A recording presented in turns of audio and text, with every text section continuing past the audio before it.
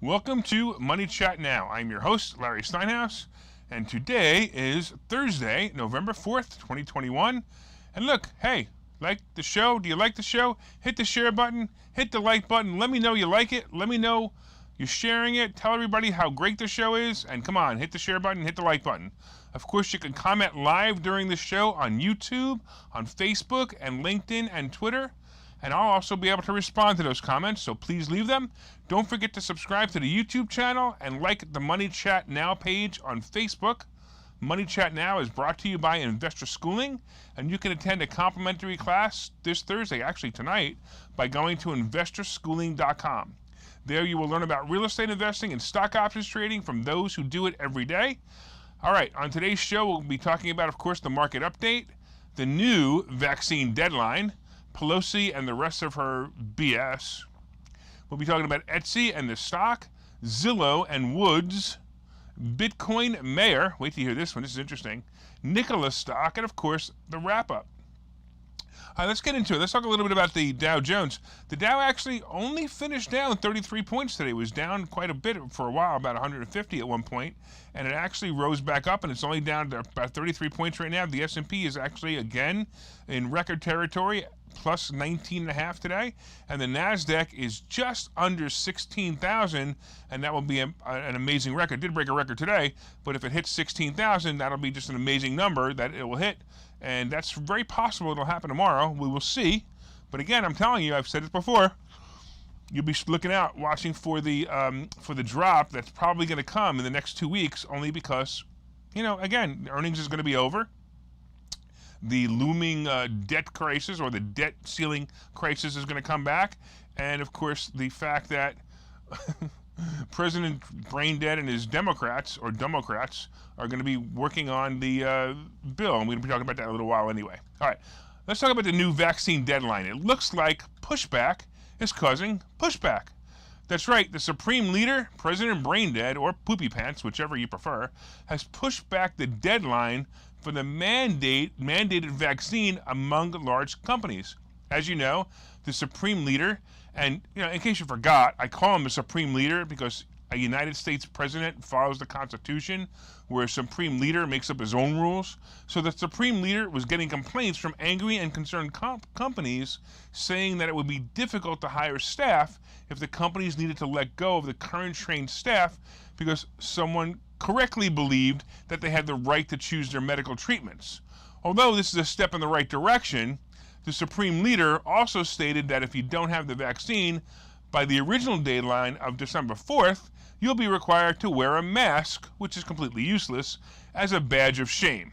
Okay, he didn't say badge of shame, but it's true. It really is. Of course, the employee will also be subject to a medical procedure called a COVID test once a week as well. To add more nonsense, OSHA will conduct on-site workplace inspections to make sure companies comply with the rules. Penalties for noncompliance can range from $13,653 per serious violation to $136,532 if a company willfully violates the rules. I can't wait for these unconstitutional fines to be thrown out of court, and I hope some CEOs will have the courage to actually fight this. I applaud all those who have resisted the ridiculous mandates set forth by this Nazi regime. And, you know, definitely keep up the good work, and hopefully soon the freedom fighters will win this battle and the Supreme Leader will be unseated. Just a final note on this, along with the new rules for companies with 100 and more employees, the Biden administration said it will extend the deadline for a similar but stricter set of rules for federal contractors until January 4th. Get the prick, or get the prick, and the White House won't let you conduct business with other government pricks. Yeah. Pelosi and her BS. Let's talk about that. Each week, I read the Wall Street Journal and CNBC, and it says that Nancy, the witch, Pelosi, is going to convince her fellow Democrats to solve their differences on the bill now called the Social Spending and Climate Package. Do you remember when it was called the Infrastructure Bill? You know, the bipartisan infrastructure bill that was supposed to help with roads and building new grids for electric cars, including solar and other future technologies. Well, now it's at least being called exactly what it sounded like when the cover was removed. a list of socialist programs aimed at turning this country into energy-sucking saplings. I'm not talking about the electric company. I'm talking about taking from the hard-working and risk-taking capitalists and giving away to the non-working couch potatoes. Anyway, week after week, the witch Pelosi squawks about the fact that she is just about to get it all signed, and of course, nothing actually happens. Because of this, believe it or not, several major Democrat donors have warned leaders in Congress that they may hold back on donations for next year's midterm elections unless the party can come together and get some big wins, according to rumor. Even the Dems know that this ship will never sail.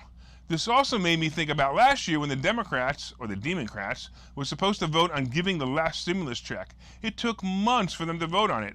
They kept putting it off until Trump actually finally released some of the money. Okay, I got to get back on the money track. This political track is annoying, but it's really the only news out there right now. Oh, but before I do, let's go, Brandon!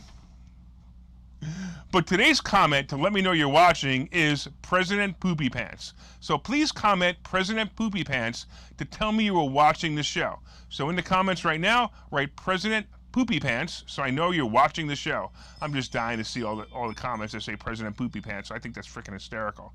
Let's talk a little bit about Etsy and getting back to money. For those who don't know, Etsy is a kind of knick-knack store with many small and costume jewelry items as well as clothing and gift items. It kind of reminds me of Sears in the 80s. Anyway, Etsy had a great earnings report as they reported earnings of 62 cents per share on revenues of $532.4 million, and the prediction was 54 cents on revenues of $518.9 million. Because they smashed the earnings, the stock rose about 15% today. That's awesome, right? In February, Etsy was making all their money on, believe it or not, PPE, like masks. Ugh. They actually created designer masks, because really, who would want to cover their face with something like a blue paper surgical mask when you could look cool being a compliant sheep? Ugh. Here I go again. All right, anyway, will the world please wake up so I could just talk about money? Anyway, the stock continues to rock, and if you were in it or had an option on it, you did great job. Let's talk real quick about Cathie Woods and Zillow. It's been a while since I mentioned Cathie Woods and the ARC Innovation Fund run by the now famous Cathie Woods, and I wanted to discuss the fact that as the manager of the fund, she sold off some Zillow stock after Zillow crashed today, and we talked about that yesterday. They crashed on bad earnings and bad guidance. The fund sold about 2.86 million shares of Zillow at about 30% or 40% less than unfortunately, than she bought it for, right? Ditching a major position as the stock fell sharply for a third straight day. The move reduced the fund's holding of Zillow by about 40%. I'm discussing this because it's nice to know that even the best and the most popular money managers like Woods, Kramer, and even Warren Buffett make some big mistakes when they manage funds. Hey, look, I'm all too aware of making mistakes from time to time, but as these guys do, I just keep going and trying to make up for the loss on the next great play. All right, with that, let's do this. Let's take a break, and we'll be back in a minute.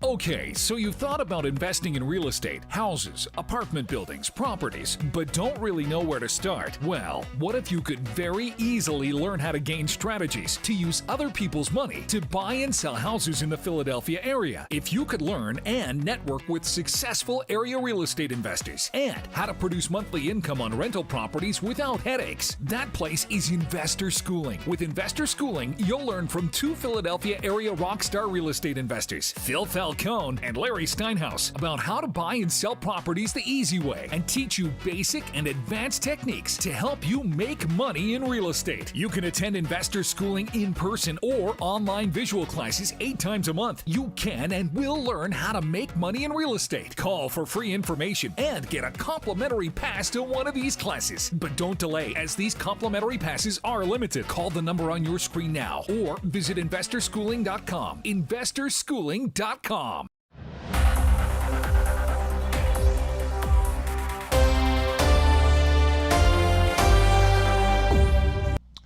right, welcome back to Money Chat Now. I'm your host, Larry Steinhouse. By the way, did you guys hit that share button yet? Come on, share me with your friends. Hit that like button. Let me know you enjoy the show. And, of course, leave comments. Come on, I only see one President Poopy Pants. What's going on here? Somebody leave the comment, President Poopy Pants, will you? Come on, let's do it. All right. Hit the like button. Let me know you like the show. Come on, let's do it. All right. Real quick, I want to let you know that Peloton earnings just came across the board, and they did terrible. Of course they did terrible. Gyms are opening up again, and nobody wants to buy in-home gyms anymore, so they're actually going out and they're doing things. However, Pinterest is up a little bit, so that's kind of interesting. So the P's are kind of working there. Anyway, let's talk about the next topic. Oh, yeah, okay. Which is, but actually, before we even talk about that, let's talk about what we've been talking about. The market update and the fact that the Dow is down 33 points. Of course, the S&P is up 20 points. We talked about Etsy. We talked about the vaccine deadline. We talked about Pelosi, who can't rally the troops together to actually do anything. And we talked about, and we're going to talk about, we're going to talk about, we're about to talk, let me do this one more time. We're about to talk about the Bitcoin mayor. So, this is an interesting headline. This is probably the most unrated story that I found today. In New York, the mayor-elect Eric Adams vows to take his first 3 paychecks in Bitcoin. Wow. Bitcoin? Really? Actually, I think that's pretty amazing. He wants to be paid in Bitcoin.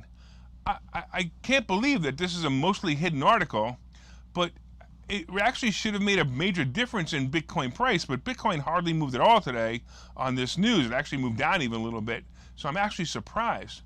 But here's the thing, right? Adams wrote that in New York, we always go big, so he would be taking his first 3 paychecks in Bitcoin. Adams appeared to be trying to one-up Miami Mayor Francis Suarez, who said on Tuesday that he would be taking his next paycheck in Bitcoin. So they're kind of having a Bitcoin battle, I guess. All right, now we have mayors actually competing for who will have the best Bitcoin soundbite. Okay, this is actually a good thing. Yeah, actually it is. It's really a good thing. With these mayors and possibly other politicians or corporate execs taking salaries in Bitcoin, Bitcoin will continue to prove to the world that it will likely be the new world currency. Actually, it's kind of scary, but everything new was scary at one point. This guy is a Democrat, but anyone, by the way, is better than that moron de Blasio that was in there before. So maybe New York has a chance of coming back. I don't know. Who knows? Anyway, here's another interesting fact about something de Blasio was trying to initiate that Adams definitely won't. New York was weighing legislation this year to ban Bitcoin mining for 3 years so it could run an environmental assessment to gauge its greenhouse gas emissions. Meanwhile, Miami has actually been trying to recruit Bitcoin miners to South Florida to make use of the region's nuclear power. All right, go nuclear power. Go Bitcoin. Let's go, Brandon. Oh wait, I'm sorry. I got carried away again. All right, let's talk a little bit about Nicholas stock. The good old days. Remember when a CEO, you could embellish the value of your company with a few exaggerations about your profits, your sales, and even the effectiveness of your product? It was great when you used to be able to do that. I don't understand, whatever. I guess it's not really one of those things you could do anymore. Didn't this former CEO, Trevor Milton, the former CEO of Nikola, Trevor Milton, get the memo that this stuff was no longer in favor? Well, if you remember the story about 2 years ago, Milton grossly exaggerated Nikola's business and technologies. He was terminated from the company. Of course, he got a huge package. I mean, he probably got a huger package than the company was worth. But hey, look, he still got a big package, and the company continued to try to build the electric and hydrogen trucks they promised. Well, today the SEC hit the company with a huge fine for the antics of the founder in the amount of $125 million in a settlement.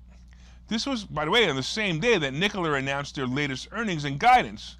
Normally, when a company settles a lawsuit for any amount, the stock typically bounces, and that's basically what happened. Nikola bounced today almost 2 points. The strange part was that Nikola earnings and guidance wasn't that great, but still better than expected because they lost less money. However, the guidance was terrible. They stated they would produce 50% less trucks in the first roll off the assembly line that they were basically expecting. Now get this number. This number is actually expected to be 25 trucks. Yikes! 25 trucks. So that's all the trucks they're going to do on the first roll in the assembly line is 25 trucks. Well, look, if Nikola can actually pull this off, they'll be a major player in hydrogen and electric truck stock business, and they'll have a great future. I'm looking for a pullback in Nikola. I'll tell you what, I would look for Nikola to be about, probably under 11 before I would jump in, and then I might buy it. All right, let's take a quick break, and we'll be right back. Investor schooling needs a new slogan. Investor schooling? Never heard of. Investor schooling? Never heard of.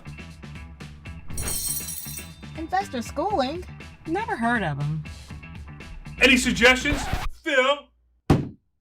Investor schooling. We never heard of you either. Investor Schooling. We never heard of you either. Register for a free class at investorschooling.com. Investor schooling. Those guys are everywhere. Investor schooling? Those guys are everywhere. Investor schooling? Those guys are everywhere. Investor Schooling. Those guys are every.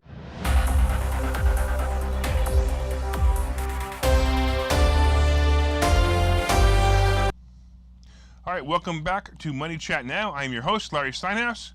And of course, so far we've been discussing the market update. The market is down 33 points.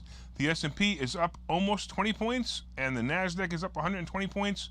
And of course, the S&P and NASDAQ broke records, and the NASDAQ is pushing that 16,000 number, which is pretty awesome to be pushing a 16,000 number. That's pretty fantastic. All right, we also talked about the fact that there's a new vaccine deadline. So if you were worried about getting your vaccine next month, you don't have to worry about it until January, but you have to wear a mask of shame. We talked about Pelosi and the rest of her BS and how she can't do anything right. It's amazing.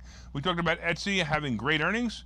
We talked about Kathy Woods dropping Zillow out of her portfolio. We talked about the Bitcoin mayor and how Mayor Adams is going to be paying Bitcoin. Kind of cool. We've been talking about Nikola and how they got fined and how they be making some trucks. All right, so let's talk a little bit about the wrap-up. By the way, did you guys hit the share button yet? I actually got a text message while I was in commercial. People are somebody was afraid to put President Poopy Pants up on Facebook because they're afraid they're going to get Facebook banned. Unbelievable. All right, so again, hit the like button, leave me comments, let me know what you think. All right, I want to talk a little bit about some notable earnings. Wow, Moderna's stock tanked today as it missed profit expectations by more than 30%. Check it out. They blamed the shortfall on lower shipment amounts of the killer vaccine. The COVID vaccine. Sorry about that. That was kind of like a Freudian slip, I think, right? Anyway, Moderna's stock was down 65 points to put it in the 280 range again. I'm going to tell you what, I'd watch this one, and I've actually said this before. If it goes below 200, it's definitely a buy. Toyota also did well, and it should have done well because the fact that Ford did so well last week should have been the tell here. It actually makes sense. Toyota had a per share earnings of about 41 cents versus the expectations of 34 cents. And honestly, the stock only moved up just a little bit today. It's possible it moved up on the Ford news earlier, so there wasn't much more to move up. My favorites, AAL and CCL, kind of hung in there today. I'm still looking for CCL to hit 30 and AAL to hit 27 by February. That would be really awesome, especially if CCL hits it. Of course, now Meta, if you guys don't know who Meta is Facebook, is rising on the name change, and I expect any good publicity on the stock will bring the price over 400, so it's possibly a play. I'd still like to see it drop just a little bit more. I'd like to see it in the 220s or below 220s. And of course, on the crypto scene, Bitcoin actually right now is sitting there at about 61,500. Ethereum dropped back down from record territory. It actually hit record territory again, but it dropped back down to 4,500. And Shiba dropped below my 50 millionth of a cent range, so I did buy more. And of course, a Dogecoin or Dogecoin dropped below 27 cents, and I put a little bit more of that too. We'll see what happens. If it makes me money, it makes me money. If not, I'm full house money because whatever I put in, I actually took out that plus a profit. I got a couple more bucks sitting in my Coinbase account, and I'm just having a little bit of fun with it. I'm not quite sure what's going to happen. But either way, if you've made some money with some of the stock tips or even some of the crypto tips discussed in this show, please leave a comment. I'd love to know. I see Bill let us know that he made 72% today on a play. Did you hit the share button yet? Did you hit the like button? Come on. Hit that share button. Hit that like button. I want to thank you again for watching Money Chat Now. Of course, don't forget to subscribe to the YouTube channel and like the Money Chat Now page on Facebook. As you know, from time to time, I own some of the assets and options discussed in this show. The opinions discussed in this show is solely mine, and no one has asked me to make them. I want to thank you again for watching Money Chat Now. We look forward to your continued support. Have a great day, and we will see you tomorrow.